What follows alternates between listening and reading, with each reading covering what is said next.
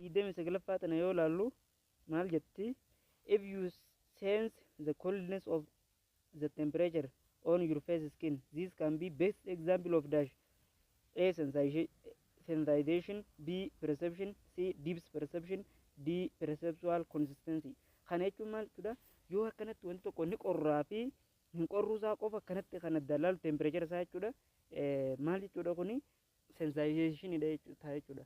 Kana jechuun perception itti kan inni jechuudha wanti kun amma nama seensuma goote malee seensi goote malee addaan baay'ee baaftee define goone jechuudha. Kun kanaaf maal ta'a this is sensitization jechuudha. Qormaata kana baay'ee argachuu barbaadan Yuunivarsiitii Barakaatu ashamaa daawwattoota kiyya harka fuune bakkuma jirtanitti salaamanni kiyya qilleensa irraan bubbisee isin haagoo isinin jecha arrammoo koorsii freshman irraa general psychology chapter 2 qabannee isiniif dhiyaannee jira. Kan itti argamnu Yuunivarsiitii kolleejjii fayyaa irraa kan isiniif waraabaa jiru jechuudha. Barattoota keenya afaan Oromootiin barataniif tarii deeggarsa ta'a jennee wayyaanneef turrullee torbee lama koorsii qabannee isiniif dhiyaannee jirra. Akkuma duran isiniif beellamne general psychology akka miidiyaaf isin qopheessanitti chapter 2 qabannee isiniif dhiyaannee jirra. Wanni isinirraa ergamu daawwattoota kiyya subscribe gootanii waliif share godhuu qofa asiin nu jajjabeessaa isinin jenna. Yaada keessan komentii jala nuu kaa'aa. Yeroo garagaraatti qormaata garagaraallee inshallah hojjennee isin biraan geenya. Let's go chapter 2 sensitization and perception. Sensitization maal akka ta'ee fi perception maal akka ta'e kan waliin ilaallu taha nu waliin turtii gaarii sar tokkoyyuu hin deemina. Sensitization jechuun sensitization is the process of whereby stimulation of receptor cells in the eye, ears, nose, mouth and the surface of the skin. Kana jechuun sensitization jechuun jecha sense organ jirraa dhufe waan takka fakkeenyaaf laaluu dhagahuu fa'aa jechuudha. Suufuu akkanumaan mouth dhandhamtee laaluu ni mi'aa fi ni hadhaawaa osoo hin ta'in dhandhamuu qofa. Kana maal jenna sensitization jennaan. And the skin sends nerve impulse to brain. Skinidhaanis waan tokko xuyitee nervii gara brainidhaa kan ergu bicha define godhuudhaa miti beeku. Wanta tuquu bichaa beekuudha malee wanti maali jettee adda baasuudhaaf waan biraati san perception jedhanii. The starting point of sensitization is stimulus. Don't forget this one. Student, please give me attention. This one. The starting point of sensitization is stimulus. If stimulus exists, there is sensitization. Yes? Kana jechuudha. Stimulus is the starting point of the sensitization is stimulus. Yoo bakka duwwaarratti stimulus taate kana guuttanii jechuudha daawwattoota kiyya barattoota. The perception is the process of organized sensitization. Garaagarummaan sensitization fi perception dha maal jechuudha? Organized sensitization dha perception jechuun waan laalchisan wantoota waan qabatu waan dhageessu kan hundi wal qabdee define godhuu meaningful jechuudha. Nan meaningful irraa gara meaningful dha. Meaningful pattern'itti dabarsu maal jenna perception jennaan. Okay? Isin dura walitti hin bu'in daawwattoota yoo isin hin galin comment jalatti na beeksisaa isiniif irra deebi'a. Okay. The process whereby the brain interprets. Maal jenne gaafuni? Interpret sensitization is what? Perception. Okay? Interpret sensitization is perception. Okay, sorry. Giving them order and meaning.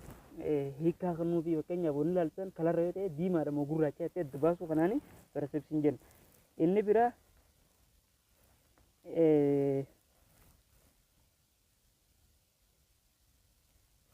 inni biraa sensory lobe. Sensory lobe jechuun maal akka ta'e sensory threshold sensory lobe waa lama of jalaa qaba. Sensory threshold fi just notified difference dha waliin laallatanii. Sensory threshold jechuun the minimum point of intensity a sound can be detected. Yeroo xiqqoo waan tokkoo jechuudha waan tokko irratti meejor gootee ittiin dambaaftu smallest yookaan minimum pointiin sensory threshold jedhama. Sensory threshold kana jechuun maal jechuudha fakkeenyaaf isiniif haa fudhadhu. Jalqaba waan tokko adda baasuudhaaf waan kamuu teenyatti hiikaan dhufu fakkeenyaaf nyaata tokko ashaboo yookaan soogidda itti gootee soogidda kun ga'e moo hin geenye beekuudhaaf yeroo dura ga'uunsaa sammuu ta'etti beekamu san inni sensory threshold jennaan. Minimum point dha student, don't forget. There are two laws of sensory threshold. The law of absolute threshold and the law of just notified difference. or different threshold tokko tokkotti maal akka ta'an waliin ilaalla.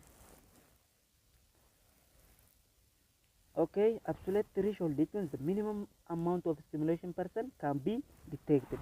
Yeroo wanti personiin tokko waan tokko smallest amount isaa minimum point isaa ittiin addaan beeku absolute threshold jennaan. For example, a cup of coffee would require a certain amount of sugar before you could detect a sweetness. Kana jechuudha baay'een bunni tokko yoo qabatu certain amount of sugar hamma tokko ni qaba before you couldn't detect sweetness. Osoo ati san dhabnamin dura inni suggara hamma tokko ni qaba garuu hin geenye yookaan hin mi'oofne. Mi'aawuu fi mi'aawuu dhabuusaa qofa osoo hin ta'in sukkarri keessa jiraachuu beekuu san smallest yookaan minimum amount sukkarritti naqame garuu hin geenyetti adda baasuu saniif saniin maal jennaa absolute threshold jennaan. Isin garee daawwattoota dandeettii sukkarri san keessa jiraachuu beekuu saniin absolute threshold yookaan minimum amount of stimulation jennaan. One of the most important psychological factors there is response bias how two person is report persons or particular stimulus. Kana jechuun jechuudha important isaa factorii kanarratti wanti kun ni jiramu hin jiru jedhee addaan beekee report godhuudhaaf persons or particular stimulus stimulation argamee akkasitti bireenii keessatti define godhee sammuun ni jira jettee beekuu saniin absolute threshold jennaan. Just notify difference or just difference threshold jechuun minimum amount of change that can be detected. Kana jechuun amma kareebota irraa adda addummaa qaba kunis maalirraa kan amma dabarse kanarraa jechuudha. Absolute irraa garaagarummaa qaba jechuudha. For example, the minimum amount of change can be detected jenne kun akkaasaati. For example, you would have increased intensity of sound from your tape recorder certain amount before you could detect change in its volume. Fakkeenyaaf kan nureef sun irratti isiniif afurta. Sukkara tokko buna irratti dabaluu yoo barbaadde karaa duraa absolute irratti jechuudha. Sukkarri kun ni jira moo hin jiru addaan baafte garuu hin mi'ooyne itti godhame sukkara ni qaba hin mi'ooyne jetteeti addaan baafte. Asirratti immoo maal jechuudha mi'eessuudhaaf increase itti godhuu saniitu laal increase intensity student isinii garaa jira. Increase intensity kanaatu maal jedhama jechuudha increase intensity kanaatu maal jechuudha difference threshold dha jechuudha. Difference threshold. Okay, kanaaf waan tokko ga'uudhaaf san itti dabaltee increase itti godhuu sananii maal jenna jechuudha difference threshold. Difference jechuun akkuma maqaan isaa agarsiisu itti dabaluu yookaan garaagarummaa waan fidu jechuudha. Hin mi'aawne fi mi'aawaa irraa yookaan ni hadhaawaa fi hin hadhaawuu irraa waan garaagarummaa itti addaan baaftu jechuudha. The difference threshold is called just notified difference. Maqaa isaa kan biraati. Okay, don't forget this one. Qormaata irratti isinii dhufuu danda'a hin dagatina maqaa isaa kan biraa. When the moon is seen the late afternoon it is appear relatively dim. Yeroo jiini ganama orraa isirratti mul'atu jechuudha relatively dim gurraacha jechuudha gurraacha dhiyaata. When seen in the dark yeroo ati immoo gurraacha halkan keessa daawwatu it is seen quiet yeroo halkan amma samii yookaan hawaa ol laaltu bright ta'ee mul'ata. Garuu yoo guyyaa laalte immoo maal darkidha. Maaliif ifaan biraa waan lafa kanarra jiru increase ta'ee irratti mul'atu jechuudha. Kanaaf maali just notifiable difference jechuudha. Okay, Weber law inni itti aanu the amount of change intensity in stimulation needed to produce just notifiable difference is constant fraction of the original stimulation. Weber law akka jirutti amount in change intensity san increase godhee itti addaan baasnu yookaan change san itti uumamu stimulation keenya sammuudhaatti hiika itti godhatuun constant fraction or just notifiable difference kan ittiin adda beeknu kana jechuudha. Weber law tokko na jira. Kun baay'ee miti moojuluu irra jiraate dubbisaadha. Inni biraa example a person in a quiet room is more sensitive to ringing the telephone than person noisy room. Kana jechuun jechuudha nama yeroo bakka jeequmsi hin jirre tokko taa'utu more sensitive to ringing telephone. Telephone isaa kana sagalee ringii xirrii isaa kana dhaguu irratti more sensitivity. Person noisy room yeroo bakka bakka jeequmsaa jirutti yeroo irra bilbilame kan dhaga'u kanaatu irra caala jechuudha. Kan quyitti ruumii jiru. Kanaafuu just notifiable difference dha jechuudha. Kunilleen kaan irraa garaagarummaa noisii bakka noisiin jirtu bakka noisiin hin jirretti garaagarummaa ni qaba jechuudha. In order to produce some amount intensity in noisy room and ring has to be very loud. Yeroo bakka jeequmsaa bakka kaafee bakka garaagaraa bakka kubbaatti taphatan bakka kubbaatti ilaalan kana keessa jirtu very loud godhuu qabda jechuudha. Sagalee isin dhaga'uudhaaf very loud godhuu kanaatu maal jechuudha just notifiable difference. Student isin galaa jiraami. Yoo isin gale an baay'ee natti tola. Yoo isin galin immoo natti malaati kan arsii keessa waliin jirru lafatti nagaawachaa kaan ammoo komentii jalatti isiniif hin deebise inshallah turtii gaarii. Inni itti aanu sensory adaptation sensory adaptation jechuun maqummaan isaatu akkuma ibsutti adaptation of the sensory. Adapt jechuun wanti tokko beekuu madaquu haala fakkeenyaaf the tendency of our sensory receptor to have decreased responsiveness to unchanging stimulus. Fakkeenyaaf yeroo barattoota yuunivarsiitii taanetti maatii teenya bira yeroo yuunivarsiitii dhufutti haala yuunivarsiitii baay'ee nuuf adda unchanging stimulus. Asitti immoo fakkeenyaaf asallaan hin qorra yoo ta'e nuti gammoojjii irraa dhufne asallaan qorra isiidhaa hin dhiiftu. Qorra isii dhiisuu dhabuun kun maal jechuudha unchanging stimulus jennaan. Decreased responsiveness jechuun ammoo kan nuti qorruma kana beekaa baraa deemu duraan kan qorra barasin jecha adapt godhaa deemu kanaan maal jechuudha sensory adaptation jennan. Fakkeenya bira when vibration is repeatedly stimulate your skin you are stop noticing them. Fakkeenyaaf yeroo vibration tokko wantoota bilbilli keessa iyyuu yookaan wantoota biraa vibrate ta'u yeroo vibrate kan ammoo unchanging vibration kun you are stop noticing them kana hubachuu dhiisuu. Fakkeenyaaf kun kana fakkeenya tokko isin dabal. Fakkeenyaaf mana ficcaanii yoo fudhanne ati bakka biraatti keessummaa nama bira dhufu manni ficcaanii san ni xiraawa yookaan foolii qaba.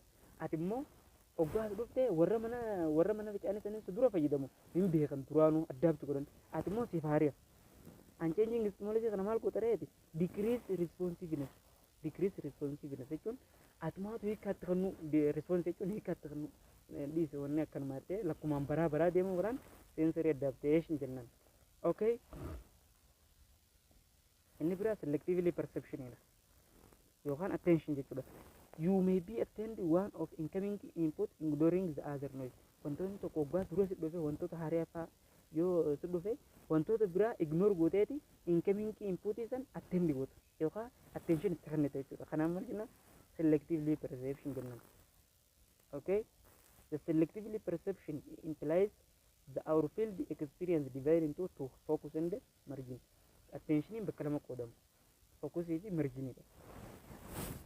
Event or stimuli you perceive clearly focus on your experience or other item. Kana jechuun focus fi margin waan attention keenya ibsinu focus jechuun wantoota attention itti kennine focus jechuun waan xiyyeeffannoo hojjennu jechuudha. Attention itti kennine kan hojjennu. Margin jechuun immoo waan ignore goone attention irra itti kennuu dhiifneeni ignore jenna. Bakka lamaan tana qoodamaa jechuudha. Okay.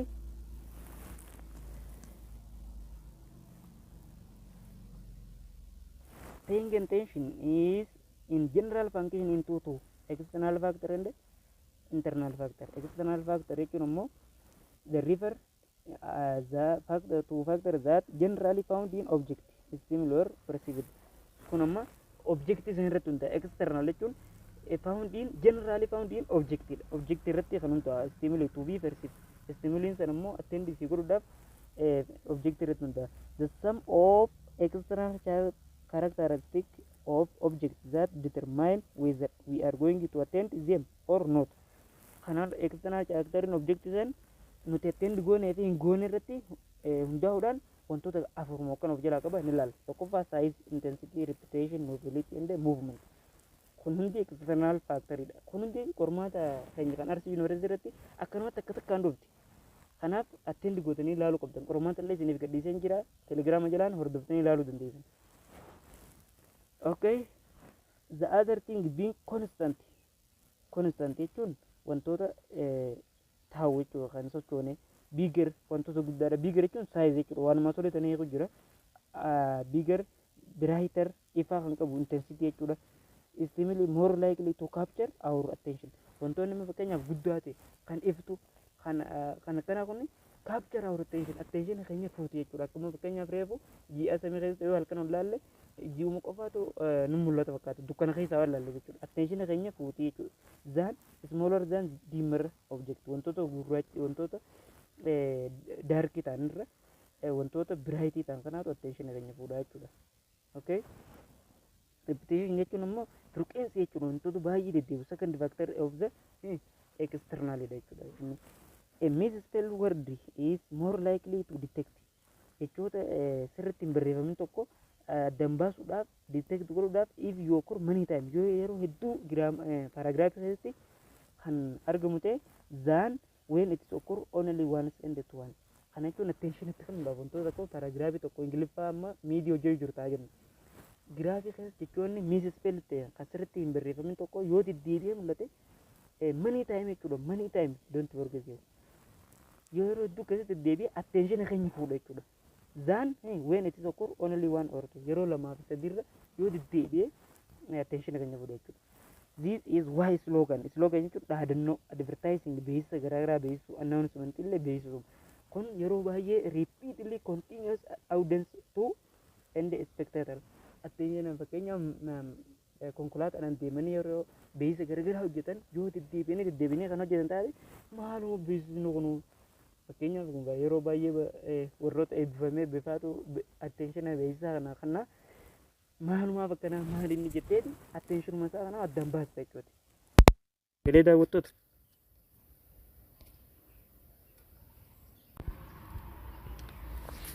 Okay, the third factor is novelty. Novelty inni itti aanu novelty jechuun immoo new object create sharp contrast with environment, hence to capture our attention jechuudha. Wantoota haaraa takka contrast tan agarsiiftu capture our attention kunilleen wantoota attention keenya hatu yookaan nu fuudhurraa jechuudha. Inni afuraffaadha movementidha. Wantoota tokko fakkeenyaaf sochii jechuudha. Kun kan isaa moving object tend to get attention more than non moving. Wantoonni socho'u tokko waan hin sochoone caalaa attention keenya fuudha. Fakkeenyaaf nama waliin deemu jiru nama taa'u jiru kamtu arra attention is fuudha. Ka deemu jiru kun karam deemu jiru jettee yaada. Ka taa'u jiru immoo taa'u jira attention baay'ee sin fuudha jechuudha. Kun akkas jechuudha. Inni biraa internal psychological factor jechuudha. Set and expectancy or and motive or needed. Isaan kana set jechuun the idea that may be ready and primed for certain kind of sensory input. Kana jechuun fakkeenyaaf ati barataa dhamtigaa akka namaa fuudhee tokkotti yoo siif yaadne ati abdiidha jennu fakkeenyaaf siif maatiin ta'e waliin jirtanii haadha manaa ta'e jechuudha. Seet jechuun wantoota yeroo duraa piraayimii irratti jechuudha. Daa'imni sidhaa tokko fakkeenyaaf yoo ni fiqee halkan kan iyyu ta'e yoo isiin daa'imni kun ni iyyaa halkan waan itti kennu nyaata itti kennu jettee qopheessitee fiqeessee rafti. Yoo daa'imni sana iyyee abbaa manaa caalaa haadha manaatiif dhaga. Maaliif primary and primed and ready certain kind of sensory input. Halkan oggaa dura raftu ready gootee oggaa qophoyitee waan rafteef isiin seetti dheeran. Motive jechuun ammoo motive and need are second psychological factor influencing you as a observer. Akka nama laalu tokkotti fakkeenyaaf alarmii takkaan takka ammoo bilbila tokko namni galgala seemin bilbila jedhee booda zaasagalitti halkan irraa zaasagalitti si bilbila jedhee si biraa deeme ati immoo halkan isa eegde jechuudha. Isa eeguu kanaan mootiividha. Haati manaa kee kun ammoo hin dhageessu maaliif isatti sitti hima malee isatti namni kun maal jechuudha mootiividha jechuudha. Ati ni eegda yoo ka bilbilamu ta'e siitu haadha manaa ta'e dura dhagaa jechuudha. Kanaaf kun maal jechuudha mootiiv jechuudha. Isinii galee daawwattoota tilmaamaan isiniif galee na fakkaata. Inni biraa form perceptual formation tokko figure ground perception to perceive form meaningful shape or pattern. Perceptual formation jechuun wantoota organize yookaan shape godhu jechuudha. Nan meaningful irraa gara meaningful deebisuudhaan shape godhu yookaan organize godhu jechuudha. You need distinguish figure and an object from ground or surrounding. Fakkeenyaaf barreeffamni tokko yoo kan barreeffamu ta'e gabatee irratti bila shookiidhaan jechuudha. Shookiidhaa fi gabatee sana addaan baasuudhaan figure ground perception jennaan. Figure ground perception wantoota gabatee irra barreeffamee fi gabatee sana adda baasuu jechuudha. Object jechuun yoo shookii ta'e ground immoo gabatee jechuudha. Fakkeenyaan isiniif egaa daawwattoota bifa kanaatiin gaafiin isin dhuftii fi fakkeenya baay'ee isiniif fudhachaa jira isiniif galaa jira daawwattoota. Please give me attention student. Figure ground perception is perception object and form everyday experience as standing out from background. Kunimmoo waan yeroo hunda beeknuu jechuudha. Beekamaadha jedheeti. Inni biraa counter inform perception and organization inform perception. Kun baay'ee asirratti PowerPoint irratti barreeffamne moojula keessan irraa dubbisuu dandeessanii counter inform perception jechuun laayiniin tokko counter jechuun akkuma ji'oogiraafii irratti beektanitti laayiniin wayii addaan baasuu jechuudha. Saniin hubachuu jechuudha counter jechuun outline of the figure jechuudha counter jechuun hiikaan isaa jechuudha. Fakkii ilaaltee waan murteessitu jechuudha. Organizational perception jechuun ammoo it is all part of hexogenous wantoota akkuma fakkeenyaaf hexagonii wantoota roga jaha qabu tokko yoonii fi kan kaaftu ta'e bifa fakkeenyaatiin jechuudha. All partisan addaan baasuu jechuudha. Percept gootee addaan baasuu jechuudha. Asirra hin jirtu sanii fi afaan isin himaa jira daawwattoota. Inni biraa law of perceptual organizationidha. The law of proximity. The law of proximity. Kana jechuun immoo say that item that closer together wantoota tokko walitti sissiquu in space bootaadhaan or time yeroodhaan walitti sissiqanii to tend to be perceived as belonging together organized group. Fakkeenya kun isin kaa'ee jira. Wantoonni tokko walitti sissiqanii yoo ta'an fakkeenyaaf baay'ee attention namaa fudhatu danda'a. Fakkeenyaaf kun lamaan walitti siqanii ta'an kunis walitti siqan garuu kun lamaan addaan fagaatanii jiran. Isin galee daawwattoota. Kun lamaan addaan fagaatan kanaafuu kan close together ta'e kanaatu attention namaa fudhaa jechuudha. Okay? Inni biraa law of similarity dha. Most of people see one triangle formed by dot apex of the top and another triangle formed together apex of the bottom. Namoonni hedduun dootii tuttuqaa kana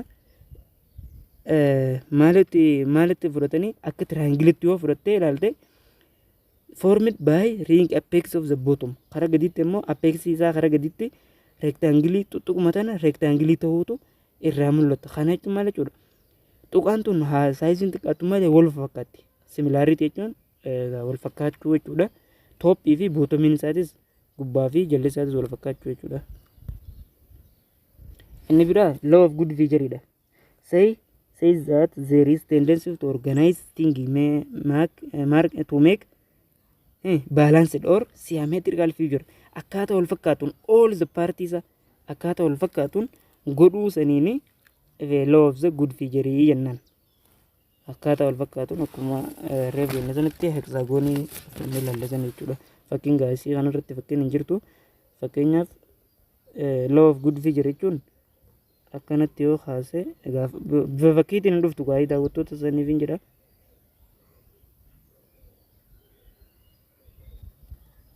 Amma fakkeenyaaf kun hexagonii dhawenne organize together asiinis akkanatti organize together goone wal fiduu kanaatu law of the good figure jenna. Inni biraa law of the continuation, the tendency to perceive line start in one way continuing in the same way. Sarara tokko bakka tokko jalqabdee itti fufuu jechuudha. Continue jechuun akkuma maqaan isaa agarsiisu itti fufuu in some way karuma saniin itti fufuu jechuudha. Fakkeenyaaf sarara tokko asiin akkana jalqabdee asumaan itti fufuu. Lines start in one way karaa tokkoon jalqabdee continue in other way. Inni biraa law of the closure dha.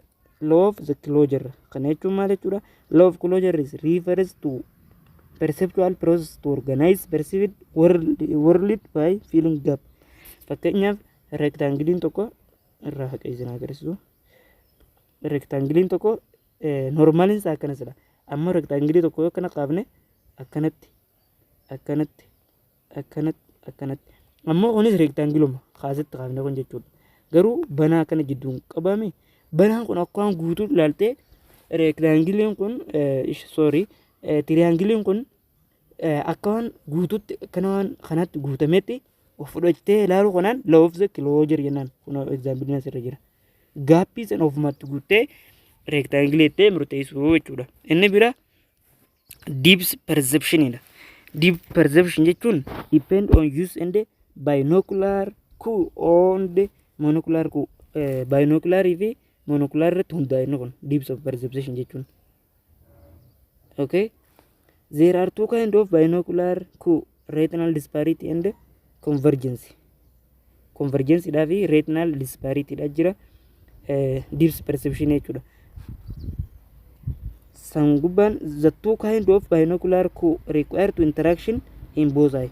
Kana jechuun binocular akkuma maqaan isaa agarsiisu binocular baay'ee jechuun lama jechuudha. Lamaa fi lama oliin baay'ee ta'anii lamarraa eegala. Start from two ija lamaan laaluu interact in two eye ija lamaan laaltee waan adda baastun binocular jennaan. The retinal disparity is the degree of difference between image of an object and that are focused on two retina. Retinal disparity jechuun degree wanta tokko addaan difference isaa addaan baasu between image and object. Image takka fakkii irratti argamtu that are focused in two retina. Ija lama retina laman jechuun retina lachuutiin kan focus goote laalsuun retinal disparity jenna. The closer object the greater retinal disparity. Wantoota baay'ee sidhiyaate retinal disparity guddaa qabaachuu danda'a jechuudha. Kan sidhiyaate retinal disparity qabaata.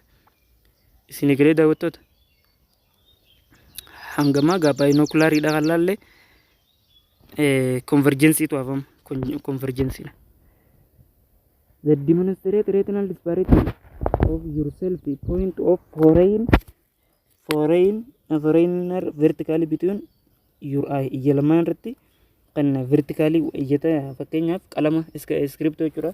Akkanatti ijatee dura akkanatti yoo dhaabde ijirraa jechuun ijirraa siisite jechuudha. Foreign goote the kalaaltu san jenneetu waliin laalla convergence ta'uuf deema.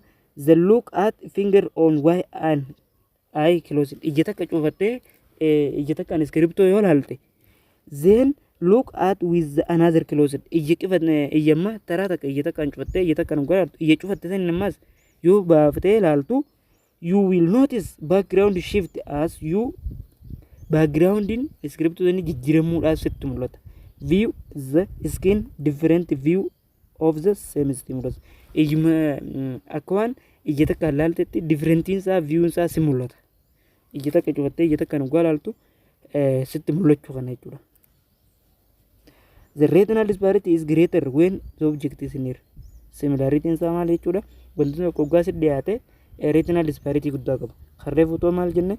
The closer object is the near retinal disparity then. Okay. Convergence daga kanaaf amma convergence da sorry. Convergence is degree to which eyes turn inward your focus on object. Kana jechuun degree ijiti ta'e tokko toward osoo hin ta'in inward jechuun ifirraa akkanatti echi fageessitee kan laaltu jechuudha. As you can confirm yourself akkuma of qopheessuu mirkaneessuu dandeessitu the closer object are greater convergence. Wantoonni baay'ee si dhiyaate greater convergence qaba. Akkuma retinal disparity jechuudha. Okay. Hold a foreign finger vertically front of face. Quba kee tokko yoo inni fiif dura abdee fuula kee kana dura and move in toward your nose. Gara ija keetii yookaan gara funyaan akkanatti yoo ofitti asooftee jechuudha. Kan maal jechuudha egaa wantoonni si dhiyaate convergence guddaa qaba waan jenneef karaa dura ofirraa achiisitee ilaaltu. Eegas ofitti ugaas dhiisitee ilaaltu maal jechuudha ree'uun convergence ta'uu deema jechuudha. You should notice if you hubatte jechuudha ganaa ugaa kana an increase ocular muscle. Muscle inte dabaluu jechuudha to tension as your finger approach to your nose. Akkuma ija ta'e tan keessa duruu deemanatti ijiti ta'eetuun akkan lip jettee jechuudha. Kanaatu maal jenna jechuudha convergence jennaan. Kanarraa maal qabatte amma in short jechuudha. The closer object is the greater convergence. Don't forget this one, student. Inni kaanoo the retinal disparity is greater when object is near. Don't forget this one. Qormaata irratti kallattumaan akkanatti isin dhufa kun. Okay? arraaf asuma irratti nuuf haa ga'u monokulaarii fi akkomodeeshinii kanneen kanatti ilaallaa yoo rabbii fedhe paartii tuudhaan hanga walitti deebinutti goodbye, have nice time. Isin ammoo chaanalee kana subscribe godhuu hin dagatinaa. Wanni isin irraa eegamu koomantii barreessuu fi laayikii gootanii chaanaleen kana akka guddatee nama bira ga'u ni dandeessanii. Itti dabalataan illee COC Arsii Yuunivarsiitii afaan Amaariffaatiin koorsiilee maatisii baayoloojii hedduu koorsii COC irra qoramtan hunda chaanalee kanarraa argachuu dandeessanii boodaaf jechuudha. Amma miidiyaafi isin qopheessinaa jabaadhaa, yeroo gaarii qabaadhaa. Have nice time.